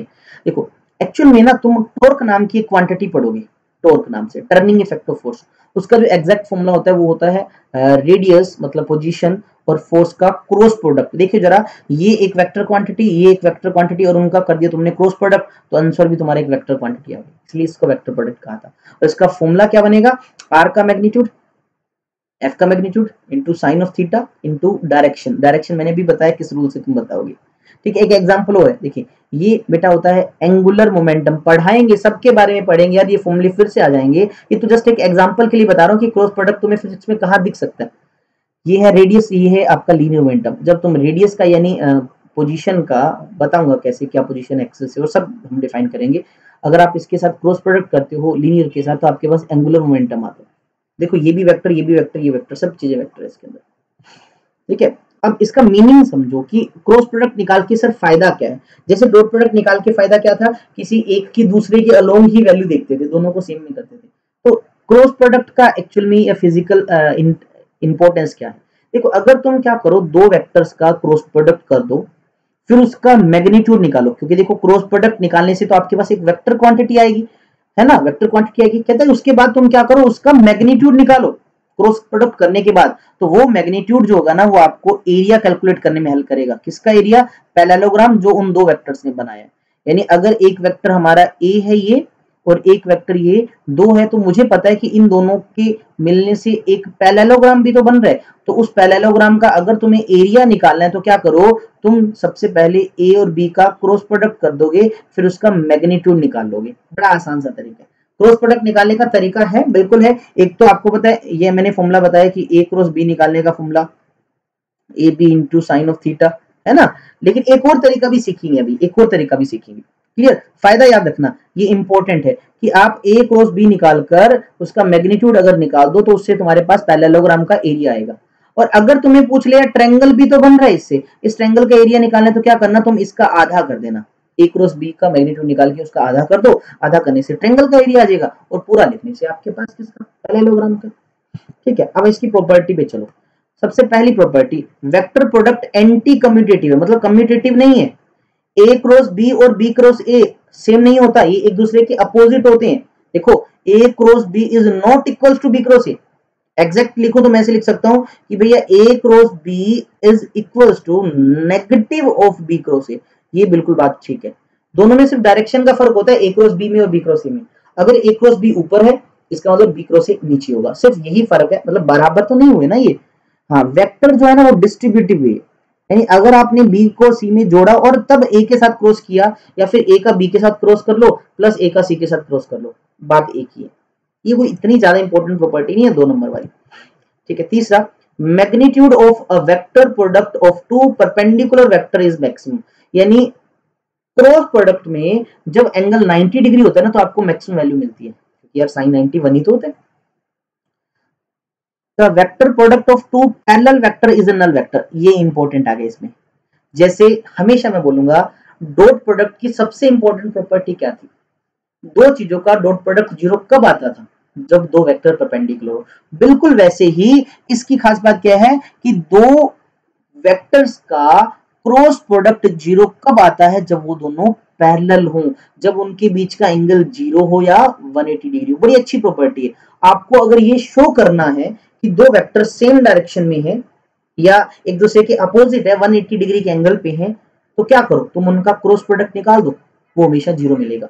दो वेक्टर्स का क्रॉस प्रोडक्ट 0 का मिलने का मतलब कि या तो वो दोनों सेम डायरेक्शन में या वो दोनों अपोजिट डायरेक्शन में, मतलब या तो वो दोनों पॉजिटिव एक्स एक्सिस पे जा रहे हैं या फिर एक पॉजिटिव एक्स एक्सिस पे एक माइनस के एक्स एक्सिस पे। ठीक है, यानी ये याद रखना, थीटा 0 और 180 आते ही वो 0।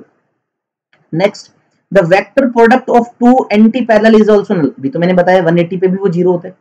ठीक है, उसके बाद the vector product of a vector with itself, मतलब खुद के साथ।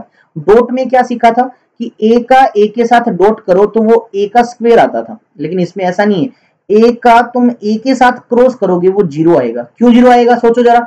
ए का ए के साथ खुद के साथ एंगल 0 होता है, और अभी भी मैंने बताया कि एंगल 0 और 180 दोनों पे ही क्रॉस प्रोडक्ट आपका 0 होता है। ऐसे तो बताया मैंने तुम्हें, है ना, इसलिए 0 होगा। यानी अब आई कैप वाला करके देखो, अगर तुम्हें कहूं कि आई का आई के साथ क्रॉस करो, जे का जे के साथ क्रॉस करो, के का के साथ क्रॉस करो, तो क्या होगा। तो सर आई और आई मतलब खुद के साथ, वो तो 0 होता है। जे और जे का खुद के साथ 0, के का के साथ खुद के साथ 0, यानी ये 0 होते हैं। उसमें अलग था, उसमें आई डॉट आई 1 था, जे डॉट जे 1 था, के डॉट के 1 था। यहाँ पर आई क्रॉस आई 0, जे क्रॉस जे 0, के क्रॉस के 0। लेकिन यहां ध्यान देना, अगर तुम आई का जे के साथ क्रॉस करो तो ये आता है बेटा के कैप। अब ये कैसे है सर, देखो मैं यहां बताता हूँ। आई वेक्टर का क्रॉस कर रहे हो जे के साथ, फॉर्मूला क्या देखो, आई का मैग्नीट्यूड 1 क्योंकि तुम यूनिट वेक्टर है, जे का magnitude 1 into sine of angle, sine इनके बीच में एंगल कितना होता है 90 डिग्री, इंटू में डायरेक्शन इनके परपेंडिकुलर। तो बताओ यार आई और जे कैप के परपेंडिकुलर कौन होगा, वो तो के कैप होगा। तो ये सब चीजें 1 होती है बेटा, आपके पास क्या आया, के कैप आया। ठीक है, तो आई और जे का क्रॉस प्रोडक्ट के कैप, जे और के का होता है आई, के और आई का होता है जे। इसको याद करना है कैसे, इस रूल से। तुम सबसे पहले आई जे की लिखो। अगर तुम सीक्वेंस में चलते, देखो आई से जे की तरफ चलो तो आई से जे का क्रॉस करते हो तो वो के कैप आते हैं। जे का के तरफ चलो तो जे का के साथ क्रॉस प्रोडक्ट हो तो उसको आई कैप लिख दो। अगर के का जे आपका आई के साथ हो बेटा उसको जे कैप लिख दो। मतलब इसी तरह से आपको क्लॉकवाइज चलना है। और अगर आप गलती से एंटी क्लॉकवाइज चले जाओ, यानी जे का आई के साथ करते हो, तुम जे का आई के साथ करते हो तो के कैप तो होगा लेकिन वो माइनस का होगा। ठीक है, आई का के की तरफ चलो तुम उल्टा चलो तो ये क्या आएगा बेटा माइनस का जे कैप, के का आई जे कैप के साथ करो तो ये आ जाएगा माइनस का आई कैप। फिर से सुनना, देखिए फिर से सुनो इसको तुम, कि अगर तुम सीक्वेंस में चलते हो, मतलब आई जे हो, आई क्रॉस जे हो, जे क्रॉस के हो या के क्रॉस आई हो, क्लॉकवाइज वे में चलते हो तो वो हमेशा पॉजिटिव में ही आएगा। आएगा क्या, आई जे ले लिया तो के बचा, जे के ले लिया तो आई बचा, के ले लिया तो जे बचा। और अगर उल्टा सीक्वेंस है तो आपने नेगेटिव लगाना है उनके आगे। ठीक है, अब बगैर एंगल के क्रॉस प्रोडक्ट कैसे निकालना है, अगर आपको एंगल ना गिवन हो, बगैर एंगल के क्रॉस प्रोडक्ट निकालने का सिंपल फॉर्मूला, ए क्रॉस बी करने का फॉर्मूला डिटरमिनेंट वाला बड़ा आसान सा। देखो क्या, सबसे पहले आपको दो वेक्टर गिवन होंगे, कोई एक वेक्टर ए, मान लीजिए उसका कंपोनेंट कुछ इस तरह से ए एक्स आई कैप प्लस में ए वाई जे कैप प्लस में ए जेड इंटू के कैप। ऐसे बी वेक्टर आपको लिखा मिले B x i cap B y j cap B z के कैप। डॉट प्रोडक्ट निकालेगा सबसे आसान तरीका, सबसे पहले इसको ऐसे लिखो, डिटरमिनेंट बनाओ, मैथमेटिक्स में आप सीखोगे, सिंपली याद रखो, ऐसे दो लाइनें बना लो।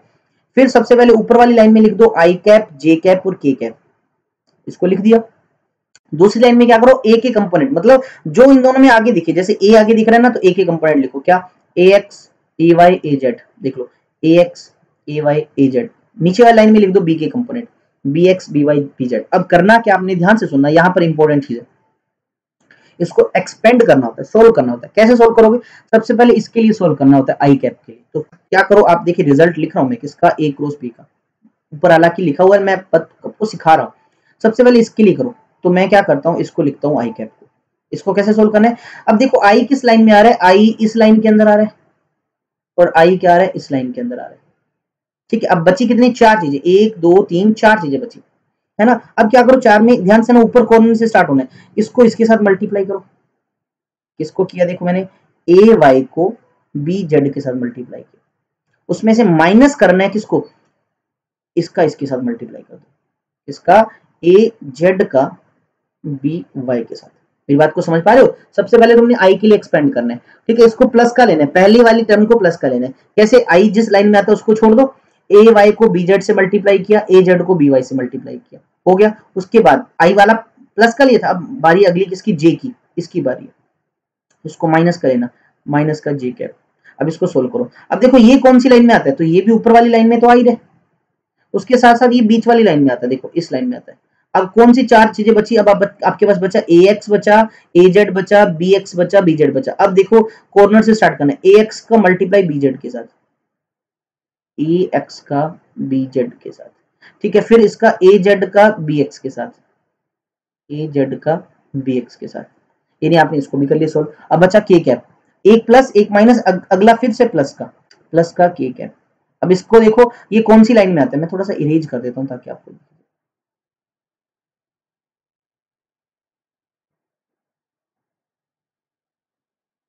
ठीक है।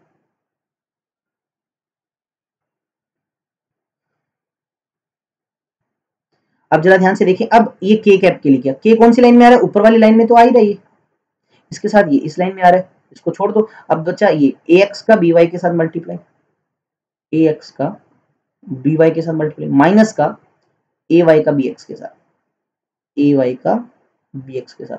तो भैया ये आपका फॉर्मूला आएगा, ये आपका क्या आएगा, इन दोनों का क्रॉस प्रोडक्ट। देखो बड़ा अजीब सा फॉर्मूला है, देखो, और फॉर्मूले में आई भी मिलेगा, जे भी मिलेगा, के भी मिलेगा, यार मिलेगा क्योंकि एक वेक्टर आंसर आएगा आपके पास।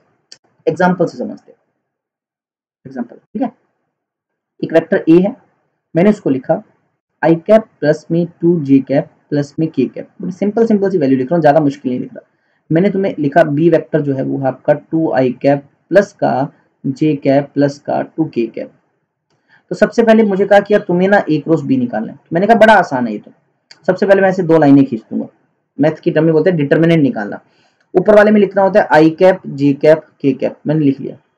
फिर दूसरे में क्या लिखना होता है मुझे बताओ, दूसरे में मुझे लिखना है आगे कौन है, ए, तो ए की वैल्यूज, तो यहाँ पर कुछ नहीं है तो 1 2, यहाँ कुछ नहीं है तो 1, तो 1 2 1 1 2 1। फिर उसके बाद इसकी वैल्यू देखो 2, यहाँ कुछ नहीं तो 1, यहाँ 2 2 1 2। अब इसको सोल्व करो, एक्सपेंड करो। सबसे पहले आई कैप प्लस का लिख लिया मैंने।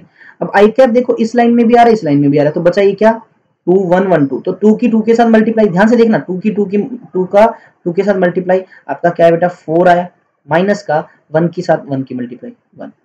आपने आई कैप के लिए कर लिया। अब जे कैप का, उसकी बारी माइनस के लिए, ठीक है, जे कैप के लिए करना है, तो जे कैप इस लाइन में आ रहा है, इस लाइन में और ऊपर वाली लाइन में। अब बच्चा कौन सा 1 1 2 2, देखो 1 की 2 के साथ मल्टीप्लाई कितना आया 2, माइनस का इस 1 की 2 के साथ 2। अगला आपका प्लस का के कैप, तो के वाला इस लाइन के अंदर आ रहा है, ये लाइन और ये लाइन, ठीक है, तो इनको भूल जाओ। अब बचा क्या 1 2 2 1, 1 का 1 के साथ मल्टीप्लाई, 2 का 2 के साथ, 1 का 1 के साथ 1 आता है, 2 का 2 के साथ माइनस का 4। तो आपके पास क्या बचा, ये बचा 4 में से 1 गया 3, तो 3 आई कैप बचा। 2 में से 2 गया 0, तो 0 इंटू समथिंग 0, यानी इसको भूल जाओ तुम, या फिर ऐसे भी लिख सकते हो 0 जे कैप। अब देखिए -1 माइनस का 4, तो आ जाएगा माइनस का 3 के कैप, यानी आपका जो आंसर आया वो आया 3 आई कैप माइनस का 3 k कैप। तो यानी जब ए और बी का तुम क्रॉस प्रोडक्ट निकालोगे तो तुम्हारे पास एक आंसर आया, और जरा इस आंसर को ध्यान से देखो, इसमें आई भी दिख रहा है, तुम्हें इसमें के भी दिख रहा है, यानी ये एक वेक्टर क्वांटिटी आई, इसीलिए तो इसको वेक्टर प्रोडक्ट बोला था आपने, है ना, इसलिए तो वेक्टर प्रोडक्ट बोला था। तो इस तरह से क्रॉस प्रोडक्ट निकालिए। अब आपसे पूछूंगी यार इन दोनों वेक्टर से जो बनने वाली ट्रायंगल है उसका एरिया बताओ। अच्छा ट्रायंगल छोड़ो, पैरेललोग्राम का एरिया बताओ।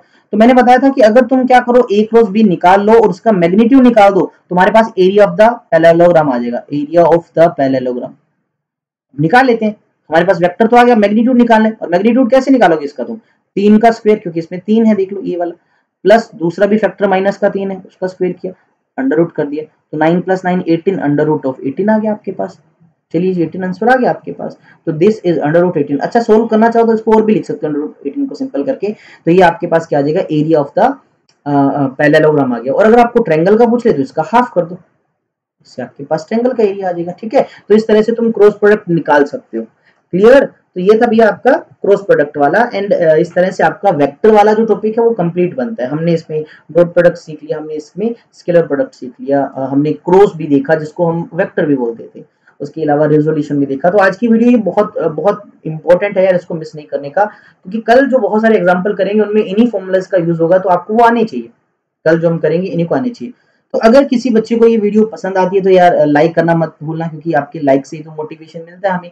चैनल को सब्सक्राइब आई थिंक सो आपने कर दिया, नहीं किया तो चैनल को भी सब्सक्राइब कर दीजिए। और जिसने पीछे वाली वीडियो नहीं देखी तो डिस्क्रिप्शन में पूरी प्लेलिस्ट बनी हुई है, उस प्लेलिस्ट में जाके आप उसको देख सकते हो। तो ठीक है जी, आज की वीडियो में इतना ही। हमेशा खुश रहें, मुस्कुराते रहें, चेहरे पे आपके स्माइल कभी कम ना हो। जय हिंद, जय भारत।